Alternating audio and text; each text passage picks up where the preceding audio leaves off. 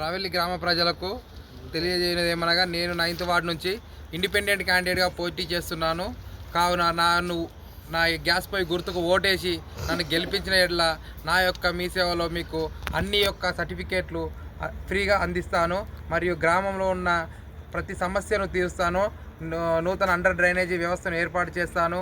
మరియు మన రావెల్లి గ్రామానికి అవసరమైన జిమ్ను ఏర్పాటు చేసి చదువుకున్న విద్యార్థుల కోసం గ్రంథాలయాన్ని ఏర్పాటు చేస్తాను. రావెల్లి గ్రామంలో ప్రధాన సమస్యగా ఉన్నటువంటి మన రావెల్లి బ్రిడ్జ్ కాడ సర్వీస్ రోడ్ నిర్మించడానికి నా శాయశక్తిలో కృషి చేస్తాను.